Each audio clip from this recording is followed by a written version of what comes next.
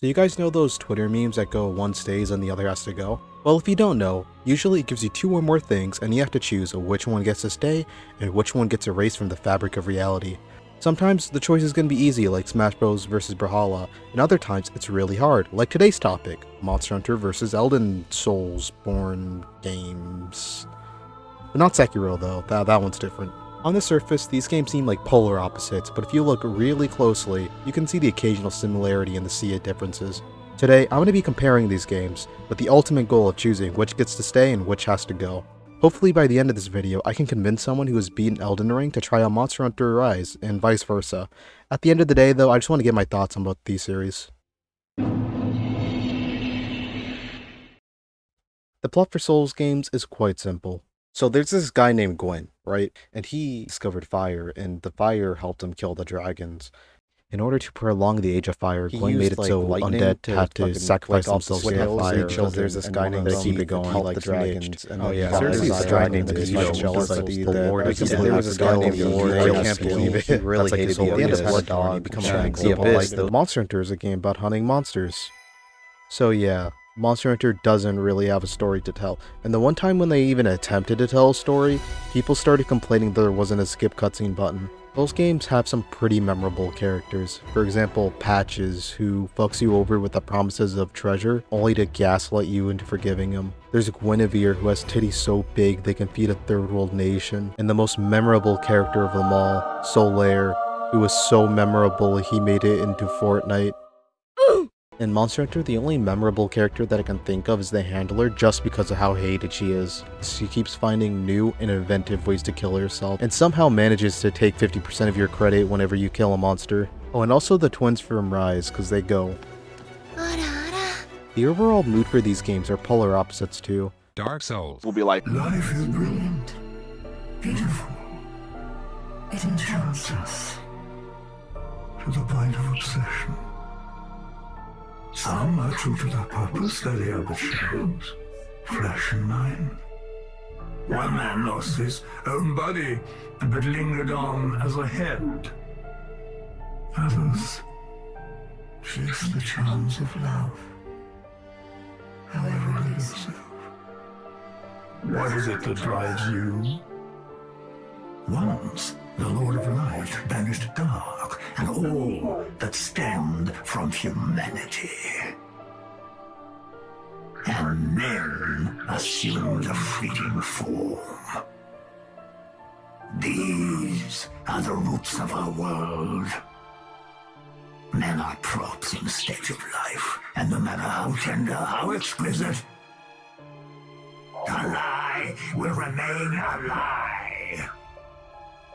Young Harlow, knowing this, do you still desire peace? Monster Hunter be like,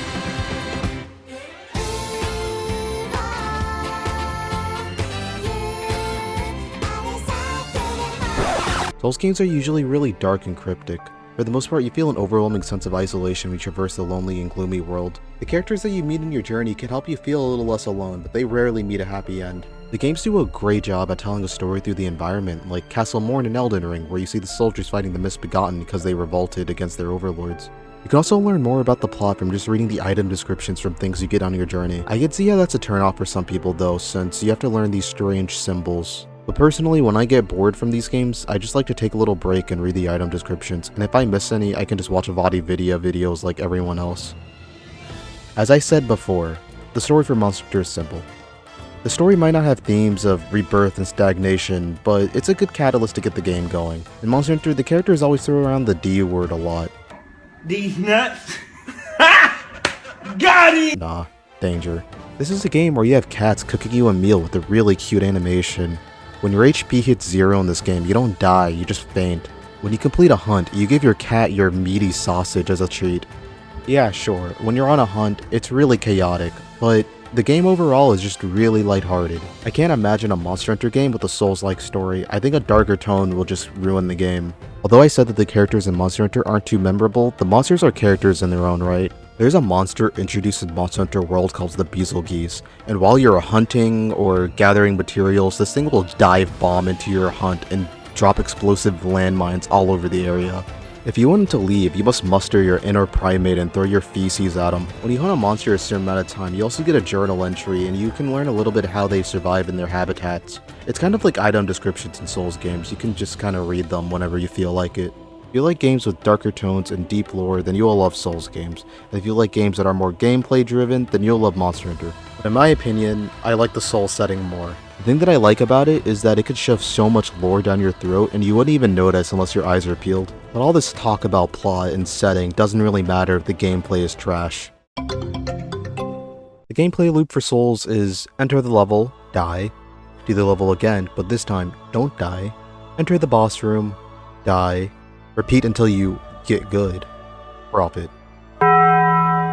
Dying is not that punishing in Souls games. Each time you die, you learn more about the level layout and you can re-earn your souls by going back to where you died. A misconception that I often hear about Souls games is that it just throws random bullshit at you and it's hard just to be hard. But each time you die, you get a little more familiar with the game, and you can tell whether or not something's a trap just based off of minor observations, like how a chest looks, or if there's a button on the floor. After a while, you can make these traps give you an advantage in combat, which is something I find really cool about these games. In Monster Hunter, you want a bunch of easy monsters in the beginning, but eventually, you fight a monster that is a literal wall. But after a while, you finally beat it, but you don't have enough Kezu foreskin for that armor you want. So you keep hunting that monster over and over, and each time you beat the monster faster and faster until you finally get that armor you want, and then you hit another wall. Wash, rinse, repeat. The appeal of Monster Hunter is mastering the game's mechanics and understanding the monster's AI in order to do cool shit, and see how quickly you can beat the monster. It's kind of a speedrunning game. I really like how in Monster Hunter World you could use the area's terrain in order to make your job easier. If you only like the boss fights in Souls games and don't really care about the levels, then Monster Hunter is the game for you. And if you care about the levels and want the bosses as a reward for beating the games, then Souls games is for you. Personally, I think fainting in Monster Hunter is way more punishing than death in Dark Souls. If you die in Dark Souls, worst case scenario, you gotta spend 5 to 10 minutes going back to where you were before you died. If you faint in Monster Hunter once, you lose all your food buffs. And if you faint 2 more times, you gotta restart the 45-minute boss fight. Monster Hunter also tends to be a little more grindy than Souls game, just because if you fail a quest, you gotta spend another hour fighting the monster, and you have to replenish your resources to make potions and hunting items. Consumable items in Monster Hunters are super important. If you don't have paintballs, you can't track a monster. If you don't have any cool drinks, you take damage in hot environments. If you run out of shit, then you get Beetlegeist. Consumables aren't really important for PvE in Souls games, just because all you really need is your flask to face most challenges. For PvP on the other hand, some builds require you to use consumable buffs, which isn't really a problem since they can just be bought somewhere. The only exception for that is in Elden Ring, where you gotta grind and craft the materials like in Monster Hunter. The grind isn't that bad for Monster Hunter games since most of the games are on portable consoles, so you can just play it whenever you have free time.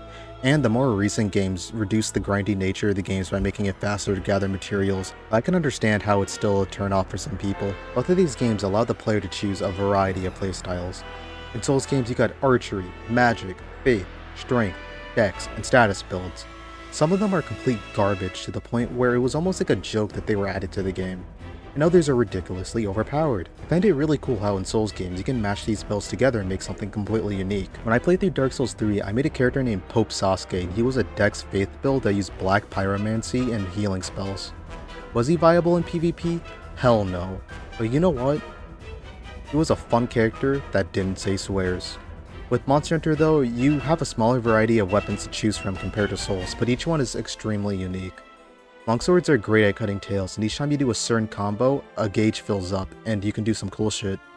Or the hammer, great at stunning monsters and getting them exhausted. This does cause some weapons to be better against some monsters and worse against others, but this isn't really a bad thing like in Souls games. If you want to change your build in Souls games, you are fucked because there is a limited amount of times you can respec. Personally, this causes me not to mess around with the respec functions in case I mess up or I want to go back to my previous build. There is no respec feature in Monster Hunter just because there are no stats to level up. If you want to change your build, you just gotta hunt more monsters to get the gear that you need. If a player is struggling with the monster, they can just make another build, or they can use co-op. Co-op in both games makes them easy, no surprise there, but when you play with a friend, they become way more fun. In Souls games, you got PvP with the co-op, which has its pros and cons. On one hand, random player invasions helps to keep you on your toes when you do co-op. You basically have an enemy with human level intelligence to hunt you and your buddies down. On the other hand though, there are a lot of invaders who use late game gear on low level characters. That itself isn't really a bad thing, because there are people who make co-op parties just to hunt down invaders, and they use late game gear themselves. It becomes a problem if you're playing solo online or you're just doing a casual co-op playthrough. But at the end of the day though, I consider PvP an overall good for Souls games. Monster Hunter is strictly co-op, and to be honest, it'd be pretty fucked up if you just straight up murdered a fellow hunter over a Devil Joe's penis. For the most part, Monster Hunter can be beaten solo, but there are some late game monsters that are designed around co-op. Monster Hunter Rise introduced a new game mode called Rampage, which basically is like balloon tower defense, but the Monster Hunter logo was slapped onto it. It's really fun when you play with others, and in the end you fight an Apex monster, which is basically just like a really strong monster. It's really fun in multiplayer, but after a bit it does get stale. I hope when Sunbreak comes out, they add more maps or new siege weapons to spice up the game mode. It has a lot of promise, and I hope it doesn't become forgotten and stale in the future. Now it's time for the verdict, but before that, I must say, comparing these games is like comparing apples to oranges. I genuinely love both of these games, and I don't think it's just to say that one franchise doesn't deserve to exist just because of a minor flaw or another game does something slightly better. Maybe this whole video was just a stupid idea. Maybe I should just end it here. Nah. Monster Hunter stays. Dark Souls has to go. Overall, I gotta say, I like Monster Hunter more than Souls games. If I were to give a Doug food example, comparing these games is like comparing powdered sugar to cocaine. On one hand, powdered sugar is good, but after a while, you know when to stop eating. On the other hand, you have cocaine. When Elden Ring came out, I loved the game, but I would always play it in moderation. If I played the game more than 2 hours, I would need a break. I love the world building in Souls games, I love the gameplay, but it isn't enough to tame my Monster Hunter withdrawal symptoms. When I play Monster Hunter, I look at the clock, it says 12 PM, and I think, okay, I'll just play for an hour, maybe go outside, touch some grass, eat some ass, and hey, look, it's 3 AM. And because of that addiction, that is why Monster Hunter stays, and Elden Soulsborne games have to go.